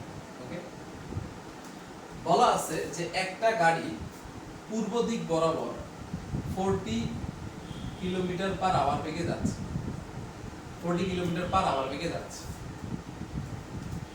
এই গাড়িতে বসা একজন দেখলো যে নর্থ দিক বরাবর, ঠিক আছে, পূর্ব দিকে যাচ্ছে, সে দেখলো একটা ট্রাক উত্তর দিকে যাচ্ছে তোমার 40√3 কিলোমিটার পার আওয়ার বেগে। ওকে, তাহলে প্রশ্নটা হচ্ছে যে এই ট্রাকের প্রকৃত দিক এবং বেগ কত হবে? এই ট্রাকের প্রকৃত দিক এবং বেগ কত হবে? আচ্ছা, তাহলে দেখো এই যে গাড়িতে যে ব্যক্তি বসা আছে, ধরো এটা হচ্ছে ভেলোসিটি অফ কার, এটা হচ্ছে ভেলোসিটি অফ কার। ডিরেকশন কোন দিকে? এই দিকে। এটা কি? Velocity of truck with respect to car, তাই না? এর ডিরেকশন কোন দিকে? নর্থ দিকে, তাই না? আচ্ছা, তাহলে দেখো সে যখন এই দিকে যাচ্ছে সে কি গতিশীল অবস্থায় আছে? তো সে গতিশীল অবস্থায় তার পর্যবেক্ষণ হচ্ছে এটা। খুব কেয়ারফুল কিন্তু এই জিনিসটা দেখবা যে যখনই লেখা থাকবে যে এই লোকটা দেখলো আর একটা জিনিসকে সে ওই দিকে যাচ্ছে, এই যে দেখলো বা পর্যবেক্ষণ করলো বা তার মনে হইছে, মানে কি এটা আপেক্ষিক। ওকে, যদি আনলেস বলা না থাকে যে এইটার প্রকৃত বেগ হচ্ছে এটা, এছাড়া যতবার বলা থাকবে যে এই লোকের পর্যবেক্ষণ, এই লোকের কাছে মনে হইলো, এই লোকটা দেখলো, মানে কি এর সাপেক্ষে বেগ এটা, তার মানে এটাই কি আপেক্ষিক বেগ। ওকে, সো আমরা এই ম্যাথটা করতে পারলে অন্যান্য যে কোনো ম্যাথ করতে পারবো। ধরো এটা যদি বলতো প্রকৃত, তাহলে আপেক্ষিক কত সেটা আমরা বের করতে পারতাম। সো এটা ভালোমতো বুঝলে ওটাও বের করতে পারবো। সো দেখো এর পর্যবেক্ষণ যে এ এই দিকে যাচ্ছে, তার মানে এটা কি আপেক্ষিক। আমাকে বের করতে হবে কি জানো? আমাকে বের করতে হবে, বলছি আগে, ট্রাকের প্রকৃত বেগ ও দিক, তাই না? আমরা দুইটা জিনিস বের করব, ট্রাকের প্রকৃত বেগ এবং দিক। ওকে, সো লেটস সে ট্রাকটা এই বরাবর যাচ্ছে, তাই না? ট্রাকটা এই বরাবর ছিল, যে এটা রিয়েল দিক হচ্ছে এই দিকে। এখন আমরা বের করব এই ট্রাকের প্রকৃত দিক এবং বেগ কোনটা। এখন দেখো এ যেহেতু এই দিক যাচ্ছে, এর কাছে মনে হবে কি ট্রাকটা পিছনের দিকে চলে গেছে, তাই? এখন দেখো আমরা অ্যাঙ্গেলটা এর সাথে নির্ণয় করি, এটা ধরলাম থিটা। ওকে, তাহলে আমার অ্যাঙ্গেল কত হবে? সেই আগের মতো tan থিটা ইকুয়ালস টু, দেখো এই আলফার মান কত? 90 ডিগ্রি, দুইটা ভেক্টরের মধ্যবর্তী কোণ। তাহলে আবার সেই আগের মতো দেখো, তোমাদের বোঝানোর জন্য আরেকবার বলতেছি, p + q cos alpha. Okay, তাহলে এই q এর মান কত? আচ্ছা আগে বলে নি, তাহলে p কে হবে কার সাথে কোণ নিচ্ছি? VTC এর সাথে কোণ নিচ্ছি না? সো আমার p এর ভ্যালু কত? 40√3। তাহলে আমার q কত হবে? 40। তাহলে 40 sin আলফার মান কত? 90 ডিগ্রি প্লাস আবার কি 40 cos 90 ডিগ্রি। সো 40/40√3 অর্থাৎ 1/2। √3 অর্থাৎ থিটার মান কত হবে tan ইনভার্স 1/√3। ওকে, তাহলে অবিলম্বের সাথে এই ট্রাকটা কত ডিগ্রি কোণে যাচ্ছিল, এত ডিগ্রি কোণে। এটাই কি ট্রাকের প্রকৃত বেগ। এখন যদি এইটা চাইতো তাহলে আমরা কি করতাম, 90 থেকে কি করতাম, থিটাটা বিয়োগ করে দিলে এটা পেয়ে যেতাম। ওকে, এইবার আসো আমরা বেগ নির্ণয় করব। ঠিক আছে, আমরা বেগ নির্ণয় করব। এখন দেখো, আমরা যদি একটা কাজ করি, এই ভিসিটাকে আমরা যদি জাস্ট উল্টায় দিই, এই ভিসি কে যদি এই পাশে নিয়ে আসি কি হবে, এটা কি মাইনাস ভিসি হয়ে যাবে না? এখন দেখো, আমরা যদি একটা সামান্তরিক দিয়ে দিই, ধরো এটা যদি একটা সামান্তরিক হয়, দেখো এইটা একটা ভেক্টর, এটা একটা ভেক্টর, এটা কি সামান্তরিকের কর্ণ না? তাহলে এটা কি লব্ধি হবে না? তাহলে দেখো এইখান থেকে আমরা কি লিখতে পারি, এই ছবিটা থেকে আমরা জাস্ট উল্টায় নিলাম। এই টেকনিকটা আমি পাইছিলাম অচিন্ত এবং সুশান্ত স্যারের বইয়ে। দেখো আমরা কি লিখতে পারি, তাহলে এই ভেক্টর প্লাস এই ভেক্টর ইকুয়ালস টু এই ভেক্টরটা, দেখো সামান্তরিক ড্র করছি, এই কর্ণটা কি হবে, এর লব্ধি হবে। সো আমরা লিখতে পারি, দেখো VTC equal to minus VC, আচ্ছা দেখো VT প্লাস, দেখো এটা কি মাইনাস VC না, VT প্লাস কি মাইনাস VC। সো আমরা VT ইকুয়ালস টু কি লিখতে পারি, এটা তো আমাকে বের করতে হবে তাই না, এই যে ট্রাকটা। তাহলে VTC প্লাস VC,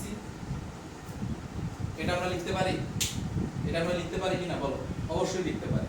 ওকে, আচ্ছা তাহলে এখন আসো এই দুজনের মধ্যবর্তী কোণ কত দেখো তো, VTC আর VC এর মধ্যবর্তী কোণ কত, 90 ডিগ্রি না, 90 ডিগ্রি কিনা বলো।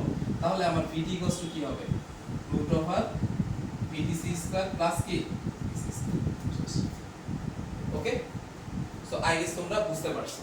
সো এখান থেকে আমরা জাস্ট যদি মান বসাই দিই, দেখো এটা কি 40 স্কয়ার আর এটা কি 40√3 স্কয়ার। ওকে,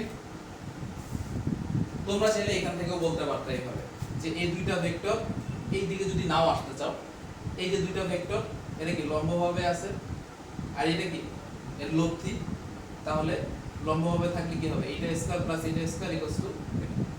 ওকে, ক্লিয়ার?